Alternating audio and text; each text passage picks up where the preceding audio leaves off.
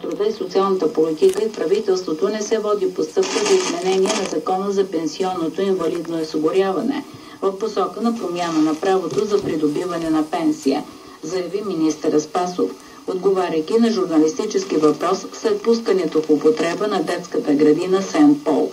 Той поясни, че според съществуващия закон право за придобиване на старостна пенсия имат гражданите, които ще напълнят 64 години за мъжете и 62 години за жени. И имат най-малко 15 години работен стаж. До края на годината Македония ще започне да изнася вина с защитен географски происход повадарски.